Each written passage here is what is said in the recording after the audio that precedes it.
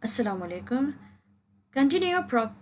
Continuing our topic from our previous discussions on structuralism, today we'll look into the scope of structuralism.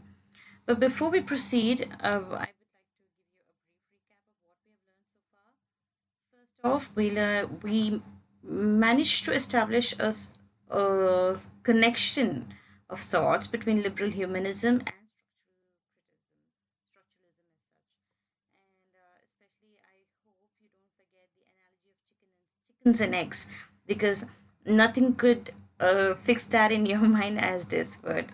Then we looked into its origin, where it originated originally in France in 1950s and later on Britain in 1970s. Then we looked into who the pioneers were: Claude Lévi-Strauss, an anthropologist, and Roland Barthes, literary critic. And we also looked into the philosophy behind structuralism and how the words, meanings of words are established. And yes, we also looked into how a certain work could be seen as a subversion of a certain genre, and that would give you how um, an overall a better understanding of that work could be established. Again, we looked into the precise nature of the structures, and we understood that it was mostly abstract in nature. Then we looked into the science of others, and here we talked about Ferdinand de Saussure.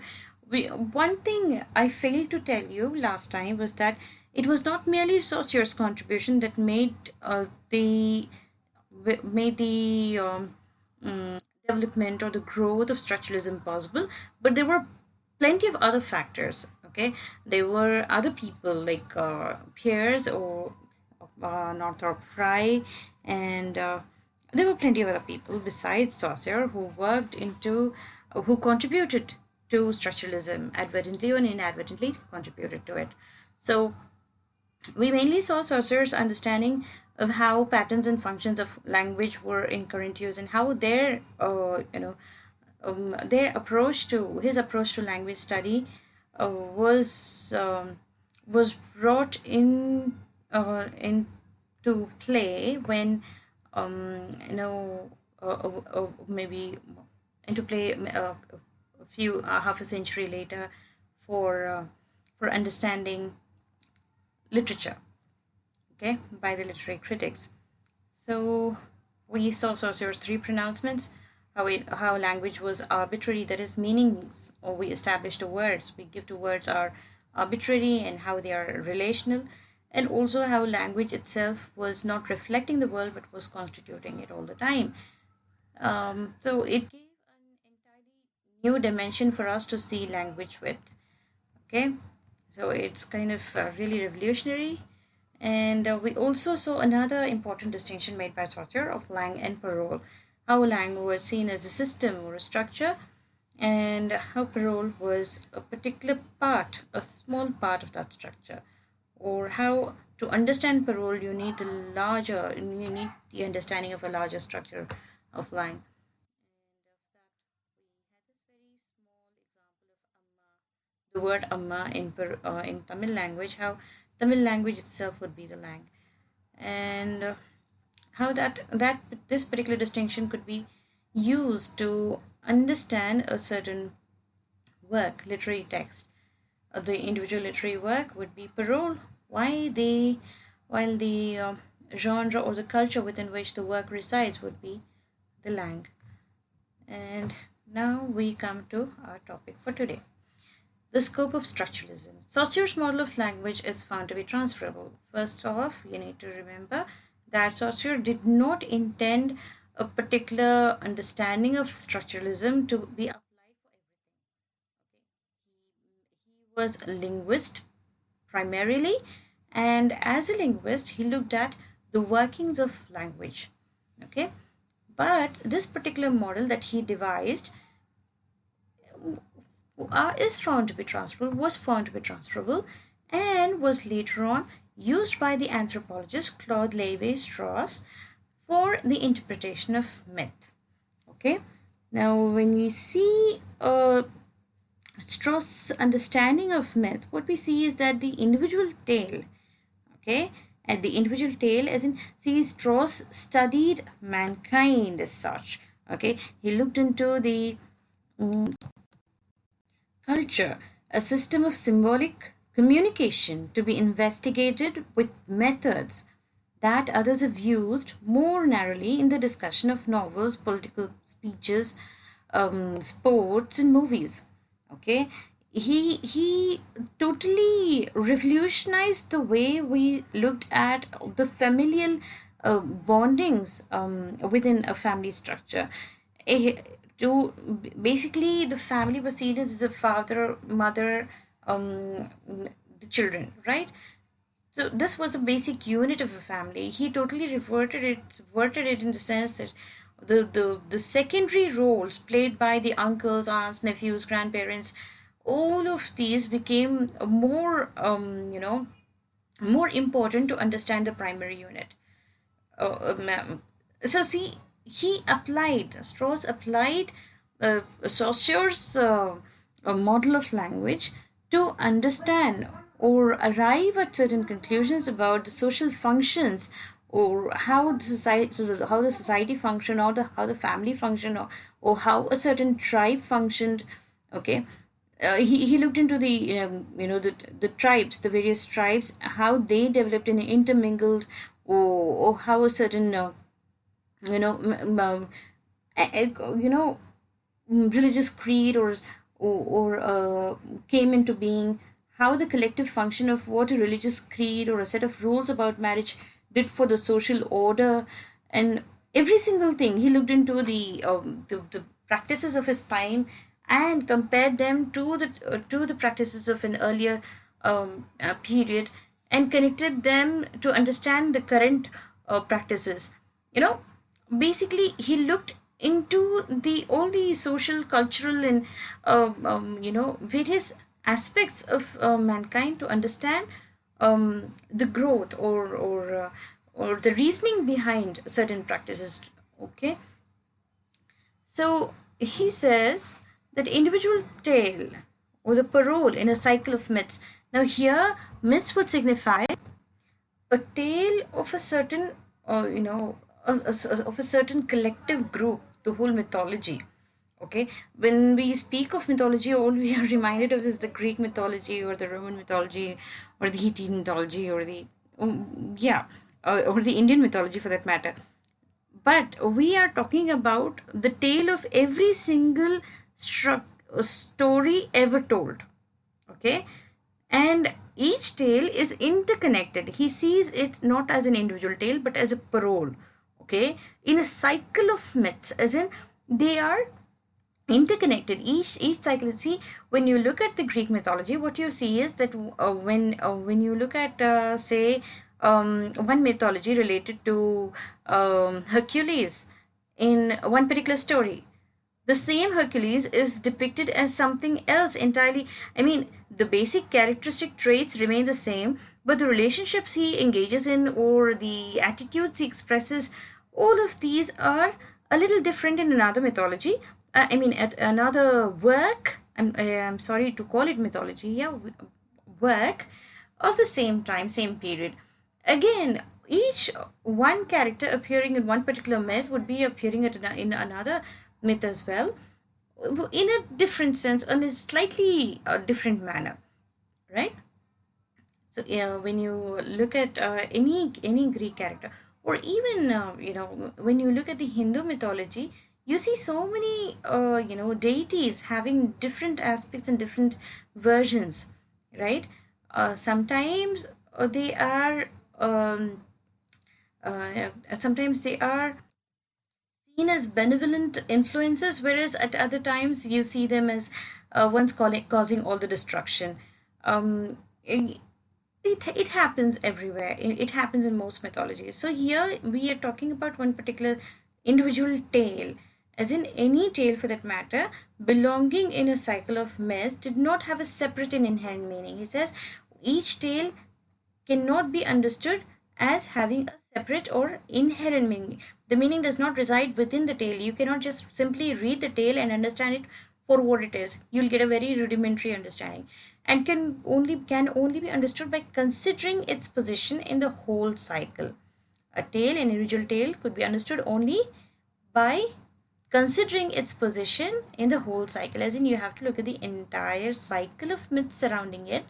Only then you'll be able to understand that one particular individual tale, and rely on the similarities and differences between that tale and others in the sequence. You have to look into that particular tale and the other tales that are similar to it, or the various dissimilarities or the differences or the deviations that exist between that particular tale and other tales in the sequence. Only then you'd be able to you'll be able to understand a particular tale, individual tale, very well. Now, giving the example of Peter Barry gives us an example of the Oedipus myth. Now, Oedipus, within the context of whole cycle of tales connected with the city of Thebes. So, see, there was not just merely one tale on Oedipus. Okay, I believe everyone's familiar with the story of how he killed his father and married his own mother, and went looking for his father's killer to fulfill a prophecy. All right. So each had their own way of depicting Oedipus. In one version, we see Oedipus as having, revoking all his rights to the throne once he discovers that he himself has killed his father, and Jocasta, his mother, kills herself. Right. There is another instance, another story, wherein Oedipus is seen as not relinquishing his rights to the throne, but continuing as a king and doing it with a little bit of regret, nevertheless, right? So there are plenty of myths surrounding Oedipus, but and Oedipus appears in plenty of other, other stories at different times. Okay, so you see, there is a certain, if you went looking for it in Shakespeare, you would find it a little bit of Oedipus in Hamlet himself. That is a discussion for another time entirely, but do keep that in mind. So when you look at Oedipus, Oedipus myth, you will have to look into the entire cycle of tales connected with the city of Thebes. He was a Theban hero, right? A tragic hero, nevertheless. So the result is the story and cycle reconstituted in terms of basic oppositions. Okay, when you looked at all of the other tales connected to the city of Thebes, you would be able to reconstitute the entire story in the cycle in terms of basic oppositions. We spoke about the binary oppositions, right? So you would be able to look at the you get them in dyads, you get them in pairs: animal, human, relation, stranger, husband, son. So you find certain pattern here. Okay, again, concrete details. Earlier we talked about how the nature of structuralism was abstract at best. So we get here concrete details, as in we get to see it in the context of larger structure, overall network of basic dyadic pairs. Okay, we look at different senses. We look at it, approach it at different levels. We see it at a symbolic level, the thematic level, and archetypal resonance. Archetypal resonance is in the collective understanding of a certain sect of or a certain group. Okay, so we see it in terms of art and life, male and female, town, country, telling, showing. See, these are not necessarily opposites. Okay, we cannot call them oppositions here. They are basically pairs. Art and life need not be opposites. They can be supplementary sources for each other. They can supplement each other, nourish each other. Telling and showing, they can go hand in hand. But then they are contrasting pairs. Okay, one brings out the other. Now, there is a movement from particular to general. In this approach, instead of merely looking at Oedipus Rex, we move on from Oedipus himself to the myth, all the myths surrounding Oedipus through the city of the Thebes. Okay, so there is a movement from one particular individual text to the general, right? You are diverging out, dependent on deviations from conventions. So this is particularly dependent, this understanding deviations, how you deviate from the conventions, identification of sets of underlying fundamental dyads. Dyads, as in how we spoke about in this previous slide. These are all dyads. Dyads, as in existing in pairs, telling, showing, town, country, male, female, art, life. Basic pairs, dyadic pairs. Okay.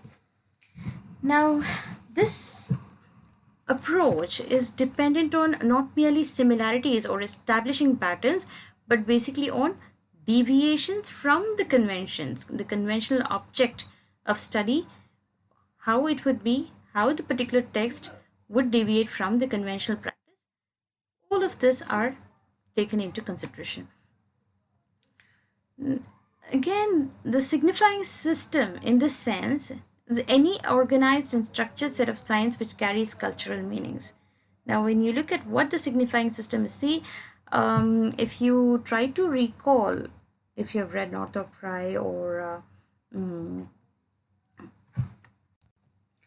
Charles Sanders Peirce, you may recall how the sign systems themselves permeate and define our experiences.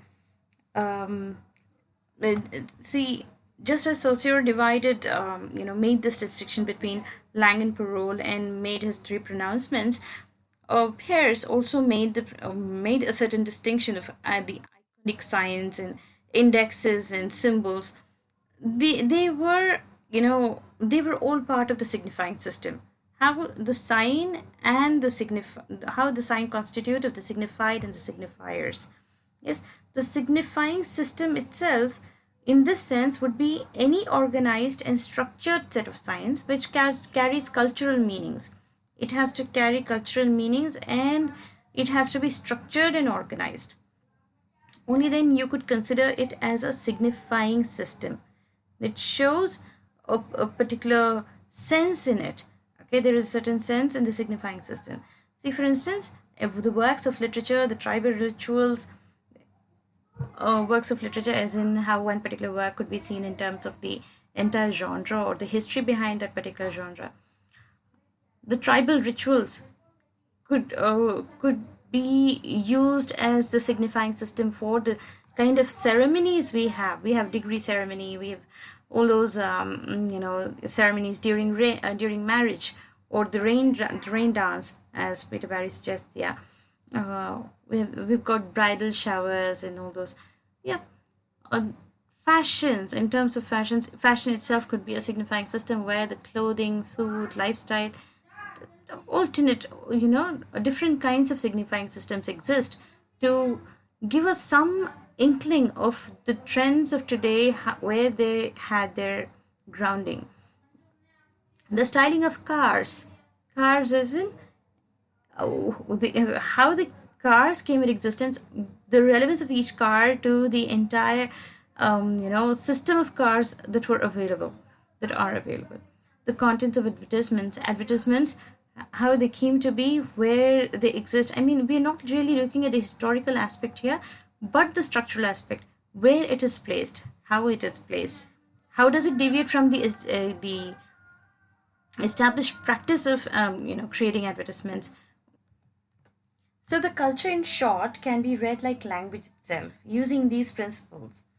Culture is made up of many structural networks which carry significance and can be shown to operate in a systematic way. Okay, culture itself can be read. Can you read culture? Yes. Claude Lévi-Strauss says, yes, we can read culture like language. How?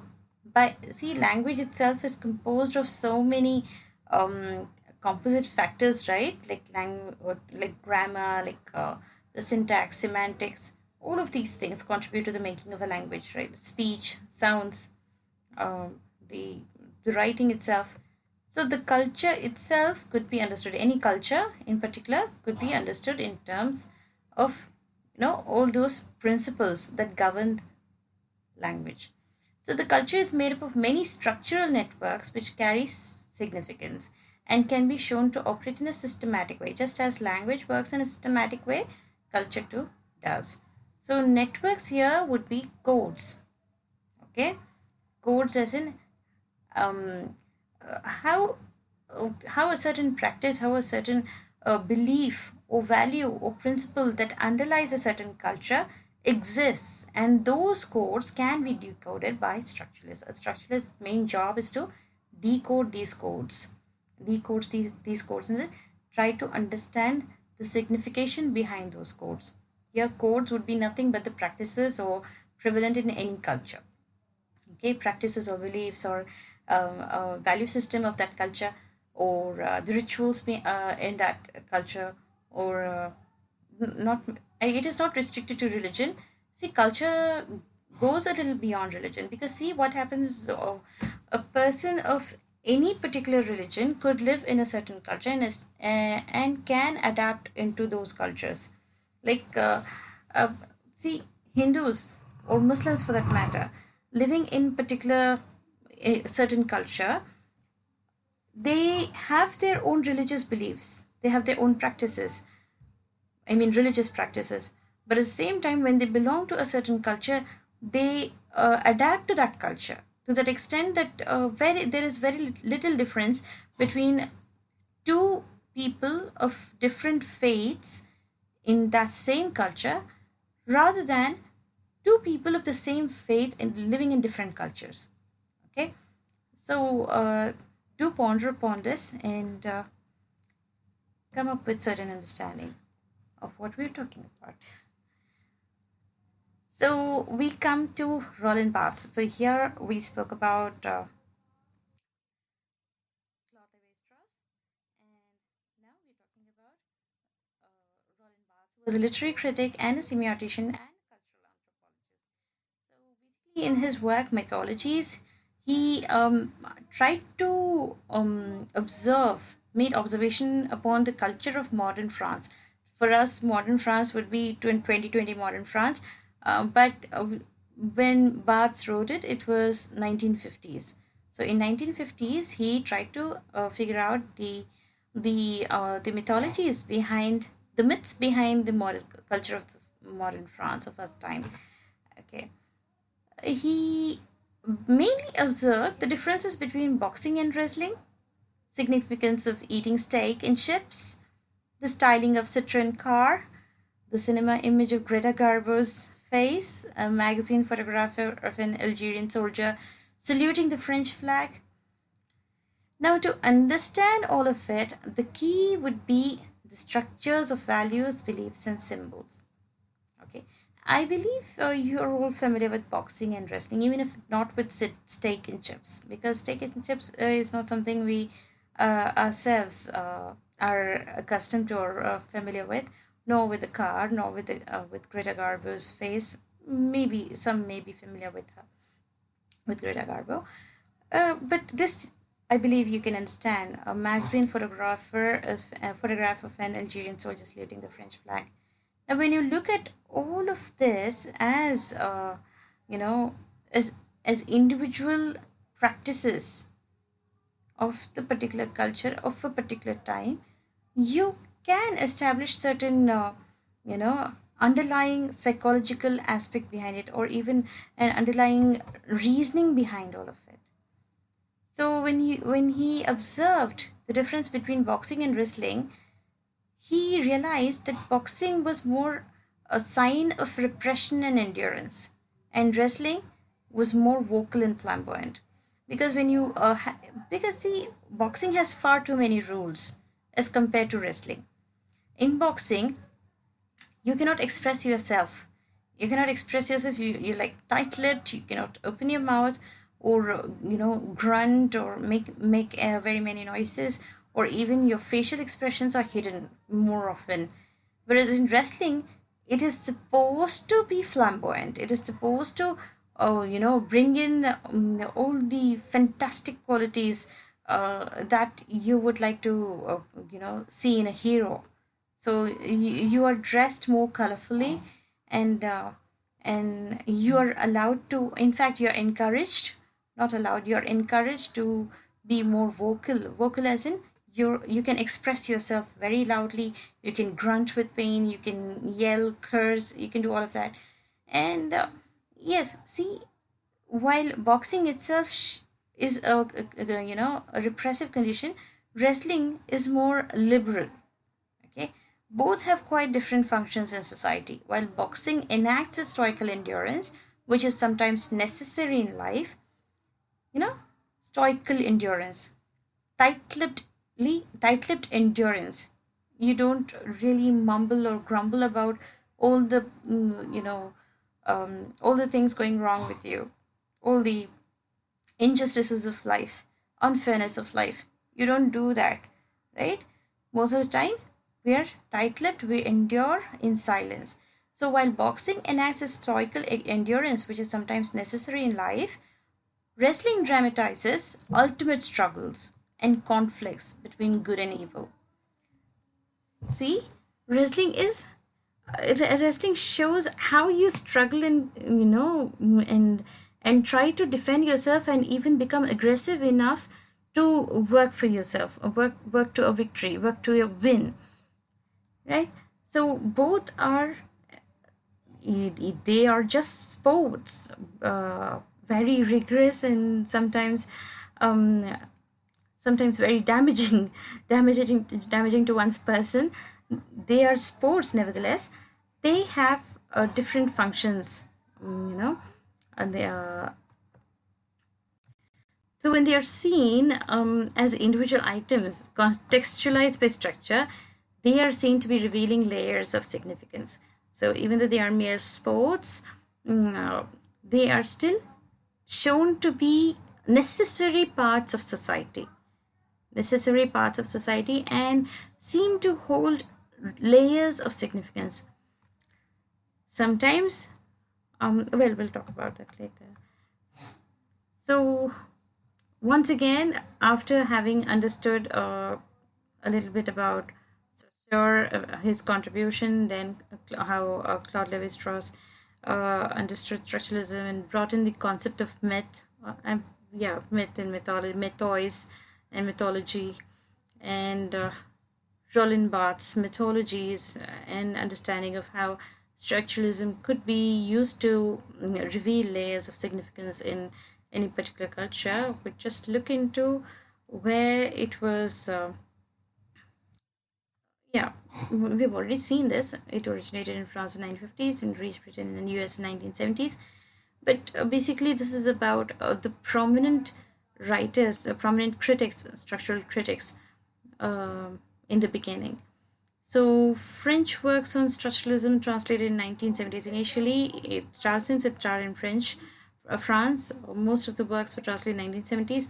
But apart from that, we had Jonathan Culler, Terence Hawkes, Frank Kermode, David Lodge writing all these important works that became paramount to any structuralist study. Structuralist poetics, structuralism and semiotics, working with structuralism. I haven't mentioned Frank Kermode here mainly because his work is far too extensive. And yes. Now, the structuralist critics, what do? They mainly analyze prose narratives. Okay. What do the structuralist critics do? They analyze prose narratives.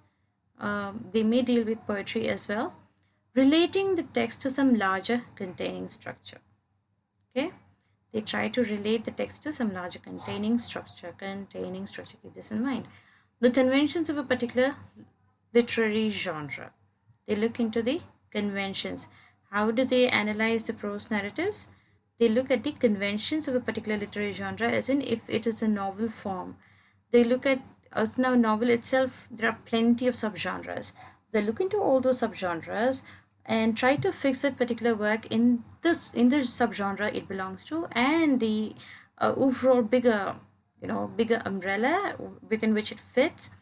They look at all the conventions or the rules governing that particular genre and try to figure out how the similarities, the patterns, the deviations from the convention. Okay, they try to establish a network of textual connections. As in, if a particular work is, say for instance, Arthur Conan Doyle, he wrote a particular work, you try to establish a certain connection between Sherlock Holmes and maybe Agatha Christie's work, Miss Marple, And also, if you went a little behind, you would go to Edgar Allan Poe, The Purloined Letter. And further, if you wanted to come a little later on, you may want to put in Nancy Drew or Calvin Kane's Nancy Drew, or any fictional story for that matter. Detective fiction for that matter.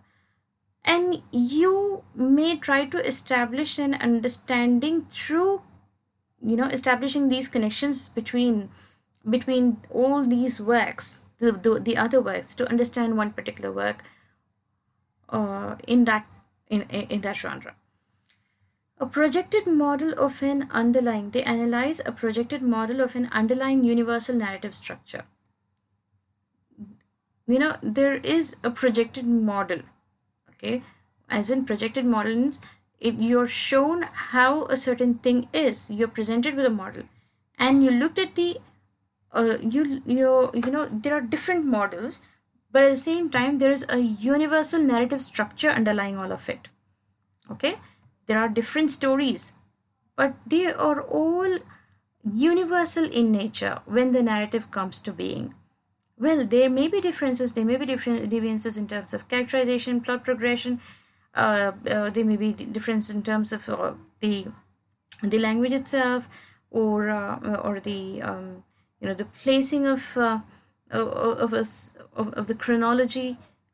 All of these may be different, but there is a universal narrative structure to all the projected models of a certain genre. And a notion of narratives as a complex of recurrent patterns of motives. They analyze prose narratives through the understanding that a notion of narratives is a complex of recurrent patterns. Narratives themselves are seen as a complex of patterns occurring again and again, or motives, as in there is one particular design and the same design is existing elsewhere as well, within the narratives, right? When we put it to practice, we have a working example. We'll watch in the next video, inshallah. This would be more easily exemplified in that example. Now, they interpret literature in a range of. We are talking about structuralist critics, right? They interpret literature in a range of underlying parallels. They draw parallels with the structure of language. So literature in terms of language itself has all these structures, right? We have phoneme, we have morpheme. Yeah, see, literature has this. Structuralists believe that literature has this my theme. Now, and then when we look at my theme as proposed by Levi-Strauss, it is a minimal unit of narrative sense. All right, it is a minimal unit of narrative sense, whereas Vladimir Prop, who was the structuralist analyzer of folk tales, treated the individual tale as the unit of analysis. The unitary my theme, by contrast, is the equivalent of in myth of the phonemes, morphemes, and sememes into which structural linguistics divides language, the smallest possible units of sound, structure, and meaning. So this particular understanding of my themes as proposed by Levi-Strauss, as a minimal unit of narrative sense, which would exist in parallel to morpheme of the language itself. This is minimal unit of grammatical sense. Was not a standard my theme, as a standard definition as such. Prop had his own definition, where my theme would be equivalent to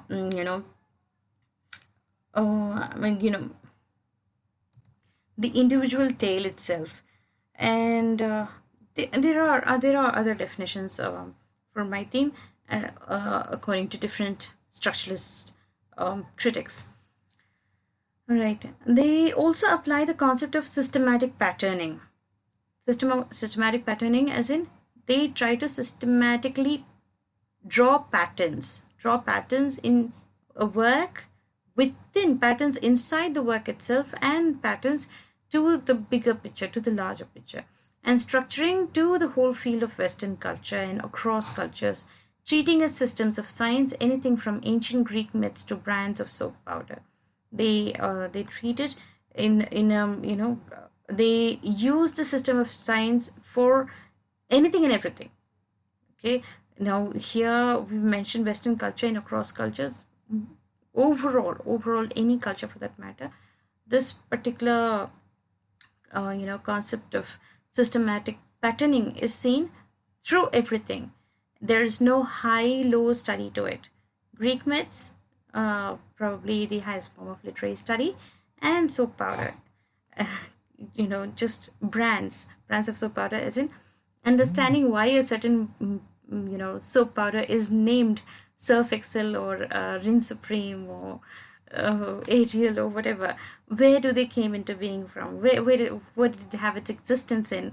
And they draw patterns and structure it. Okay. And this is all for today, I believe. And I wanted to make mention of one particular here. Peter Barry makes mention of one particular work in reference to this movement from particular to general. He speaks of Charles Dickens' Hard Times, and dependent on deviations from conventions, he says of how Hard Times deviated from the conventional narrative structure of the entire novel genre as such. Because see, whereas if you had read Hard Times, you might be able to observe that each section had a very agricultural title to it. A title from the something like sowing, reaping, all that. It defied convention in the sense that there was where see Hard Times does not explicitly draw from the writer's biography. If you're familiar with Oliver Twist and David Copperfield, you would know that there are elements, the biographical elements existing in both, quite obvious in both these works, and even Great Expectations to some extent, right? So they all ring of a little, the authorial sentiments. And moreover, the other works like Bleak House, which comes very close to Hard Times, had a completely grand narrative structure. Grand as in like it was a historical factory or social novel, whatever you call it. It was basically a social novel, and was as close to being realistic as is possible. But Hard Times, it brought in a kind of hybridity, and a hybrid assemblage of contrasting styles.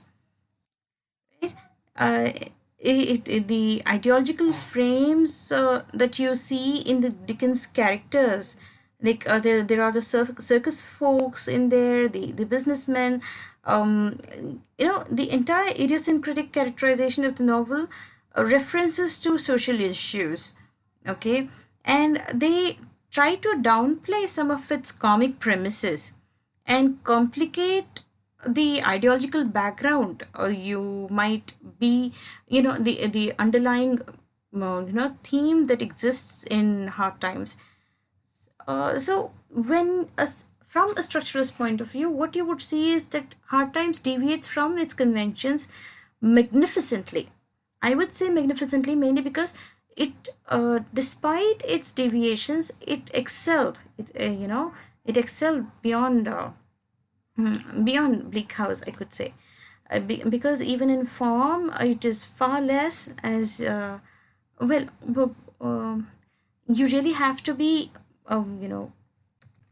blind not to be affected by this impurity, this formal impurity in mixing the comical and dangerous that continues to puzzle and attract us, all of us. Again, as far as the fashion is concerned, again, Peter Barry makes a statement about how a certain fashion exists of fashions and conventions and fashions exist, and how they are defied, or how every fashion is seen as either conforming to the previous fashion or defying it instead of looking at it as a separate entity. Say for instance, someone there is a fashion of where someone's wearing you know um, faded jeans, yeah, where someone's wearing